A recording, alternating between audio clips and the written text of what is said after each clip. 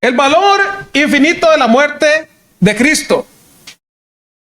Quizá, hermanos, en nuestro peregrinaje, cada vez nos vamos a dar cuenta de lo que significa o de lo que significó la muerte de Cristo para cada uno de nosotros. En nuestro peregrinaje, en nuestro caminar como cristianos, cada vez nos vamos a dar cuenta de lo importante que fue la muerte del Señor para cada uno de nosotros. Porque fue para el perdón de pecados, hermanos. Hoy, hermanos, vamos a indagar un poquito del por qué esa muerte de Cristo tuvo valor importante para nosotros el día de hoy. Y yo quiero que me acompañen allá en el libro según Isaías. Vamos a estar tocando un poquito acá el libro de Isaías. El pueblo de Israel.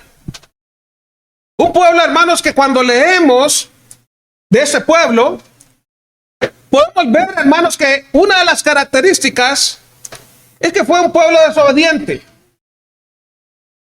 Pero Dios siempre amó y siempre estuvo con ese pueblo. Lo que pasa, hermanos, es que cuando el ser humano se desvía de los preceptos de Dios y quiere seguir sus propios caminos, siempre, hermanos, va a haber algún problema. Siempre va a haber alguna calamidad. Siempre va a haber desgracia cuando el hombre piensa que puede ir por encima de Dios. Y eso fue lo que le pasó al pueblo de Israel. Y uno de sus profetas, enviado por Dios, el profeta Isaías, de tanto pecado que tenía este pueblo, de tanta descomunión que tenía con Dios, llega y les hace ver unas palabras, o les toca unas palabras muy importantes a este pueblo. Allí en el capítulo 1, empezando en el libro de Isaías, aprender bien, versículo 16, dice: lavaos y limpiados, quitad la iniquidad de vuestras obras de delante de mis ojos. Dejad de hacer lo malo, aprender a hacer el bien, buscar el juicio, restituir al agraviado, hacer justicia al huérfano, amparar a la viuda. Venid luego, dice Jehová, y estemos a cuenta. Si vuestros pecados fueren como la grana, como la nieve serán emblanquecidos. Si fueren rojos como el carmesí, vendrán a ser como blanca lana. Si quisiereis y oyereis, comeréis el bien de la tierra. Si no quisiereis y fuereis rebeldes, seréis consumidos a espada, porque la boca de Jehová lo ha dicho. El pueblo de Israel, hermanos, un pueblo que en su tiempo fue un pueblo malvado, porque desobedeció la palabra de Dios. Desobedeció, hermanos, porque quisieron irse por sus propios preceptos. Pero viene el profeta y les da un recordatorio. Les da un recordatorio: lavaos y limpiados. Y les dice: quitad la iniquidad de vuestras obras de delante de mis ojos, dice el Señor.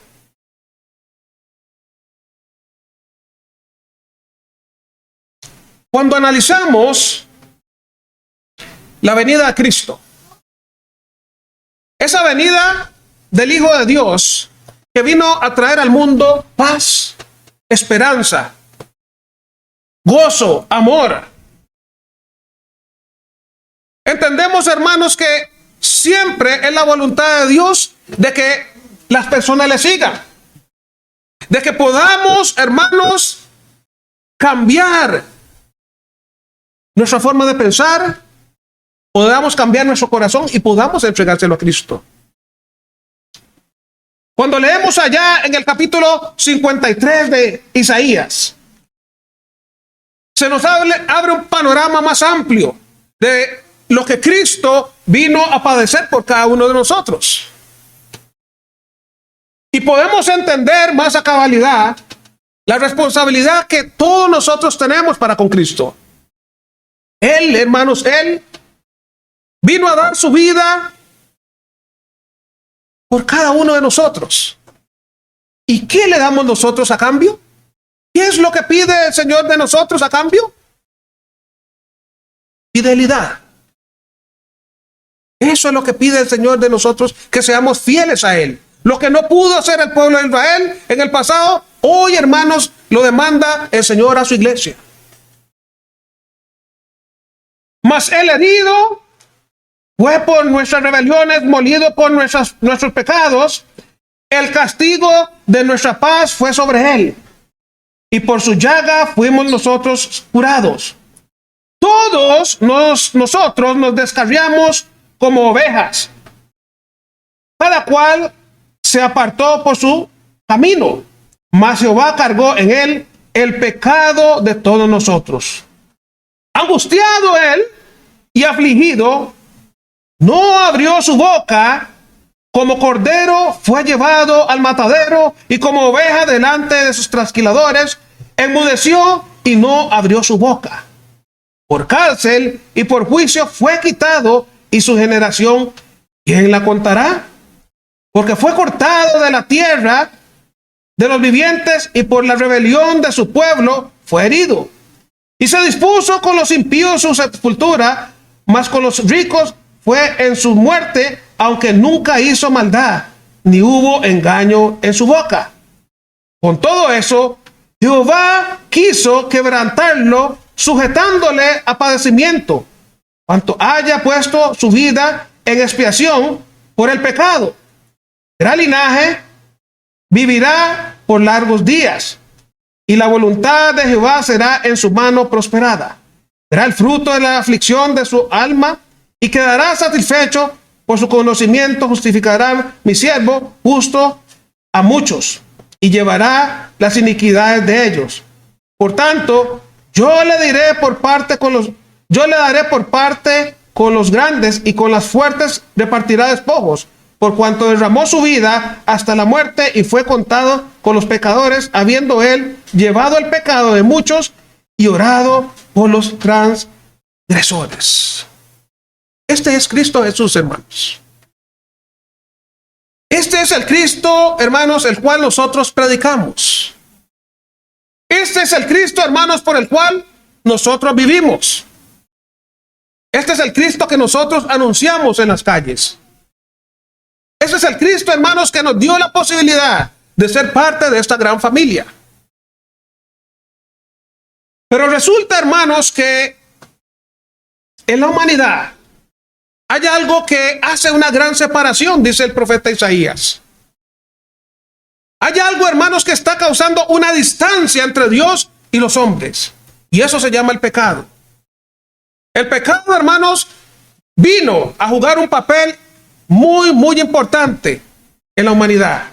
Vino a causar una separación de Dios y el hombre. ¿Y quién, hermanos, quiere estar lejos de la presencia del Señor? ¿Quién se atreve, hermanos, a caminar lejos por esta vida, lejos de la presencia del Señor? No ha existido ni existirá persona alguna que le pase por la mente alejarse de Dios. Porque el que se aleja de Dios, hermanos, va a obtener resultados nefastos. Va a obtener resultados catastróficos, hermanos, que a la postre va a acabar con su vida. Eso, hermanos, fue lo que en la antigüedad le pasó al pueblo de Israel. Se alejó de la presencia del Señor. No quiso caminar con el Señor, y por eso el Señor tuvo que castigarlo de diversas formas. Mas aún así, una tras otra vez, el Señor amó a este pueblo. Y una tras otra vez este pueblo rebelde llegó y pecó en contra de Dios. Este fue el teje y maneje del pueblo de Israel.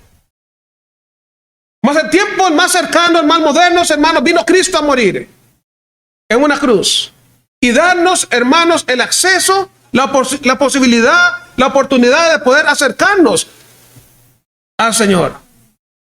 Dice allá, hermanos, en Isaías, en el capítulo 59. He aquí que no se ha cortado la mano de Jehová para salvar. El Señor siempre quiso que el pueblo, que las personas fueran salvas. Ni se ha grabado su oído para oír. Siempre el oído de Dios ha estado atento para escuchar los clamores del pueblo. Pero el pecado se encargó, hermanos, de ser una separación hasta el día de hoy. Pero vuestras iniquidades, versículo 2, han hecho división entre vosotros y vuestro Dios, y vuestros pecados han hecho ocultar de vosotros su rostro para no oír. Esto es lo que vino a causar la separación, el pecado. Está Dios por un lado, estamos los hombres por otro lado, pero en el medio se encuentra el pecado. Pero Cristo, hermanos, déjenme decirles, con esa muerte tan preciosa, esa muerte tan dolorosa, esa muerte tan vergonzosa que persona alguna haya experimentado sobre la faz de la tierra hasta el día de hoy, Cristo, hermanos, se encargó de hacer o crear un puente entre Dios y los hombres. Porque antes, hermanos, no había acceso alguno. Entonces, hermanos, ese valor infinito de la muerte de nuestro Señor en la cruz es grande. Y nos da esa posibilidad de poder nosotros acercarnos a Él. Pero el que quiere acercarse a Cristo, hermanos, primeramente tiene que practicar algo que se llama humillación. Reconocer que Cristo está arriba y que nosotros estamos abajo. Reconocer, hermanos, quién es el que mora o el que vive a la diestra del Padre. Ese es Jesús, hermanos. Por eso el valor que se le debe de dar. Cada primer día de la semana, hermanos, nosotros venimos a una fiesta espiritual. Una fiesta, hermanos, donde quizá no hayan bombos y platillos. Quizá, hermanos, no es una fiesta comparada con las fiestas de las personas allá afuera. Pero vivimos cada primer día de la semana una fiesta espiritual en la cual la iglesia, que es su cuerpo, tiene que estar preparado para darle la adoración que Él se merece. Y esa es la importancia de cada primer día de la semana venir acá. No es ver a la persona que está a la par. No, pues nos sentimos contentos. Pero el propósito principal es de venir acá para lo mejor. Y lo mejor, hermanos, es de poderle darle la honra y la gloria al que vive por los siglos de los siglos. Esa es la característica de la adoración nuestra. Y eso es lo que el Señor demanda de su pueblo. Que le adoremos. Están estudiando, hermanos, ustedes lo que es la alabanza. Hermanos, ¿cuánto se alegra Dios que aunque sea 1, 2, 3, 4, infinitos cánticos le cantemos a Él? Y le podamos dar el honor, dar la honra que Él se merece. Cuando cantamos, hermanos, cantar con el entendimiento, cantar con el corazón, cantar no entonando un cántico para yo sentirme bien, no, sino que es para Él. Porque Él merece lo mejor. Y así, hermanos, cada día nuestro, también sentirnos contentos de que no solamente el primer día de la semana yo puedo cumplir con este objetivo, sino cada día, hermanos, en mi accionar como cristiano. Cada día, hermanos, yo tengo que despojarme del viejo hombre y vestirme como un escogido de Dios y hacer también la voluntad del Señor. Vuestras iniquidades, dice, han hecho división entre vosotros y vuestro Dios. Durante el ministerio de Jesús, cuando Él caminó sobre la faz de la tierra, estudiaba esta mañana ahora con los muchachos del por qué muchas personas se acercaban a Él. Estudiaba con los muchachos y les decía que había algo diferente en Jesús, a diferencia de las otras sectas como los saduceos, los fariseos, los celotes, etc. Jesús acá vino a innovar, a darnos algo diferente. Por eso la gente le seguía.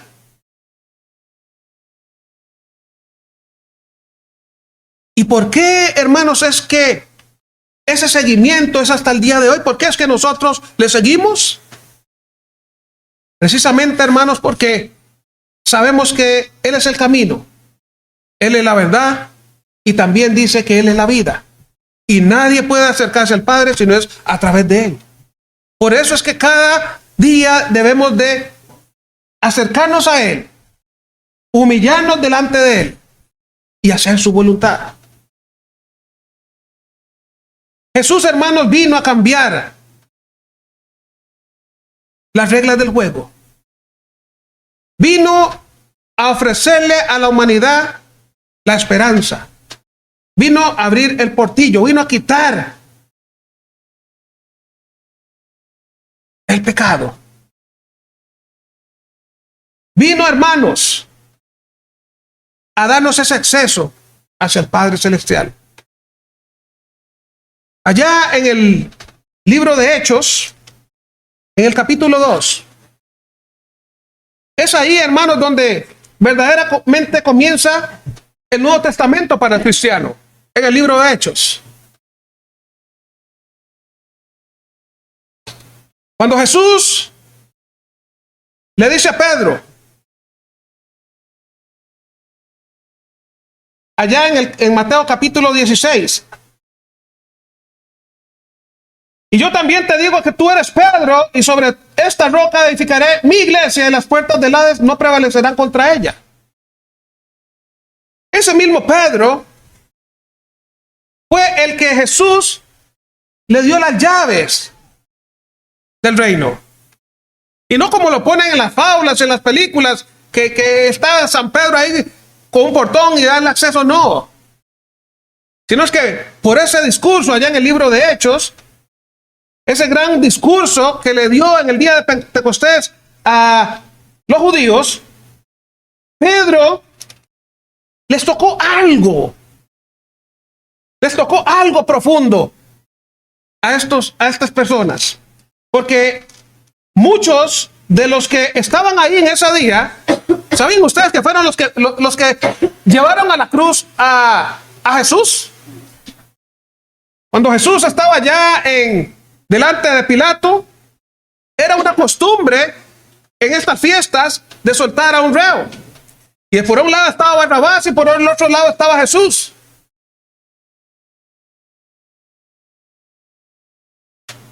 Y Pilato les dijo, ¿a quién quiere que suelte? Y todo el mundo clamó, Barrabás, Barrabás. ¿Y qué quiere que haga con este hombre? Crucifícale, crucifícale. Y muchas de esas personas que dijeron crucifícale fueron los mismos que estuvieron allá ese día en el día de Pentecostés. Y Pedro, en ese sermón, allá en el versículo 36, les tocó en lo más profundo. Sepa pues ciertísimamente toda la casa de Israel que a este Jesús a quien vosotros crucificasteis, yo le he hecho Señor y Cristo. En otras palabras, le dice Pedro a estos judíos, ese Jesús que caminó con ustedes, que hizo milagros, que resucitó muertos, que sanó a enfermos, ese Jesús, a ustedes lo mataron. Eso es lo que les está diciendo en otras palabras. Ustedes lo mataron. Cuando estas personas se dieron cuenta del horror que habían hecho, del error que habían cometido, dice que se compungieron de corazón, es decir, se entristecieron. Y tal vez dijeron, qué pena. Nosotros fuimos los autores intelectuales de la muerte de este hombre. Y más bien este hombre lo que vino a hacernos fue un bien. Vino a cambiar muchas cosas, vino a darnos sanación, vino a darnos esperanza y nosotros lo mandamos a la cruz. ¿Y qué pecado más grande, hermanos? Haber matado al Hijo de Dios. Estas personas se dieron cuenta del horror que habían hecho, que habían cometido. Por eso, hermanos, allá en el versículo 37, Al oír esto, dice, se compusieron de corazón y dijeron a Pedro y a los otros apóstoles: varones hermanos, ¿qué haremos? ¿Qué vamos a hacer para remediar este grande?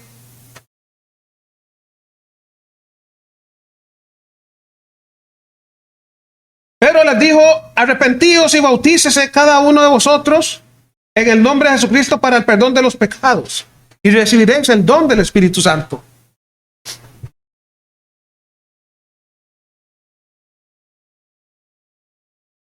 Con la muerte de Cristo, hermanos, llegó la esperanza para la humanidad. Porque cada uno de nosotros, hermanos, que realmente entendió lo que significa la palabra evangelio, allá lo pusimos en práctica según lo que dice Romanos capítulo 6. Cristo Jesús, hermanos, dice la palabra del Señor que fue el sacrificio perfecto, una vez y para siempre, para toda la humanidad. Pero Cristo también no quería, hermanos, que nosotros muriésemos como Él murió. La muerte más horrenda que persona alguna haya experimentado sobre la faz de la tierra.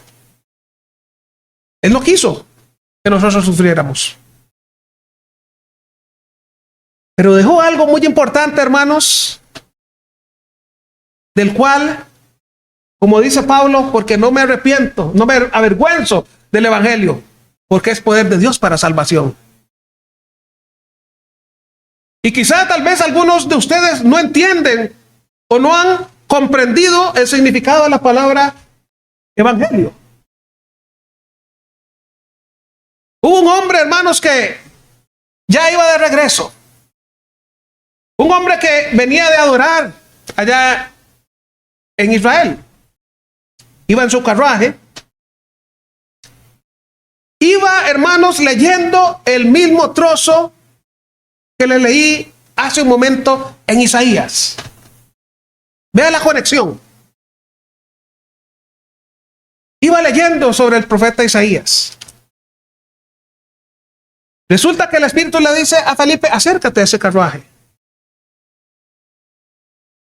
Estamos hablando, hermanos, de un lugar donde las probabilidades de agua son pocas. Estamos hablando que este hombre iba cruzando el desierto. No es como nosotros acá, que todos los días tenemos agua. Ese hombre iba por el desierto. Iba leyendo el profeta Isaías. Y voy a leerles ese mismo pasaje que les acaba de leer. El pasaje de la escritura que leía era este: como oveja a la muerte fue llevado, y como cordero mudo delante del que lo trasquila, así no abrió su boca. En su humillación no se hizo justicia, mas su generación, ¿quién la contará? Porque fue quitada de la tierra su vida. Respondiendo el eunuco, dijo a Felipe: te ruego que me digas de quién dice el profeta esto, de sí mismo o de algún otro. Entonces Felipe, abriendo su boca y comenzando de esta escritura, le anunció el evangelio de Cristo. Y a manera de resumen, hermanos, ¿qué es el evangelio?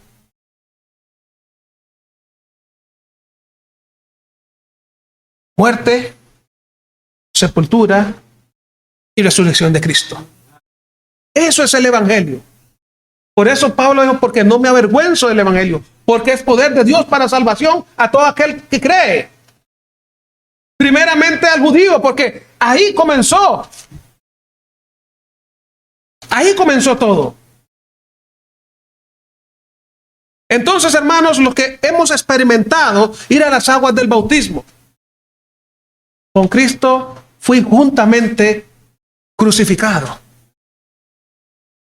Y fue ahí, hermanos, donde mi vida cambió.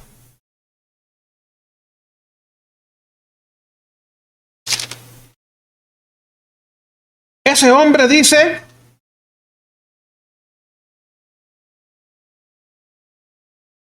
y yendo por el camino, estamos hablando en el desierto, llegaron a cierta agua y dijo el eunuco: ¿aquí agua? ¿Qué impide que yo sea bautizado? Algo fenomenal ocurrió entre el versículo 35 y versículo 36. Algo importantísimo, porque de no ser así, este hombre no hubiese mencionado la palabra agua.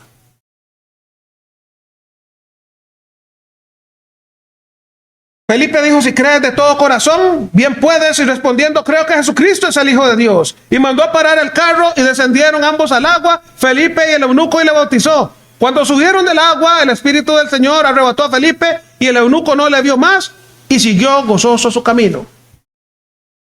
Pregunta: ¿cuántos de nosotros no nos hemos sentido gozosos desde el momento que nos bautizamos hasta el día de hoy?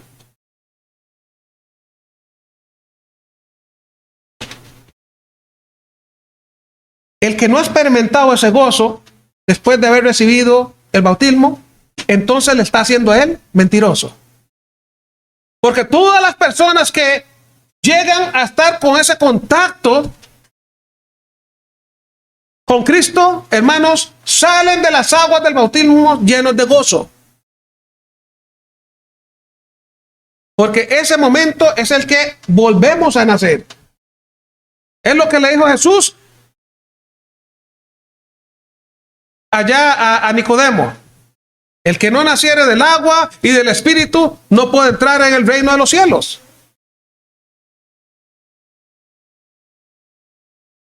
El valor, hermanos, infinito de la muerte de Cristo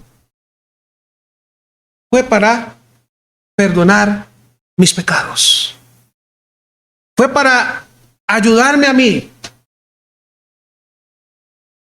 a despojarme de la inmundicia con la que estaba viviendo, limpiarme, hermanos, de toda la cochinada de este mundo,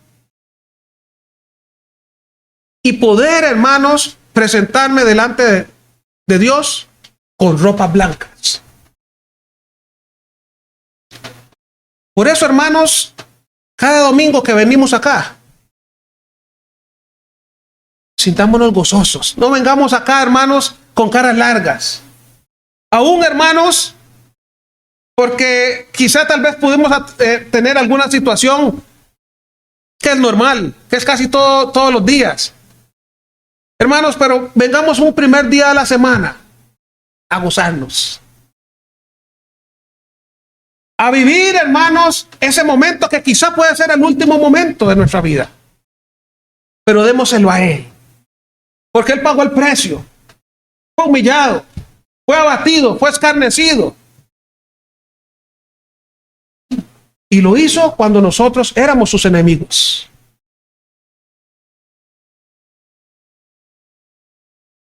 Yo creo en Juan 3:16, hermanos. Yo creo en Juan 3:16. Hasta el día de hoy y hasta el día de mi muerte, creeré profundamente en Juan 3:16. En Cristo Jesús encontramos vida, encontramos gozo, encontramos paz, y podemos también encontrar en Cristo Jesús vida eterna. Que no se nos olvide, hermanos, lo que representó esa muerte tan especial, la muerte de Cristo. Que no se nos olvide, hermanos, ni tan siquiera también el momento en que nosotros decidimos ir a las aguas del bautismo.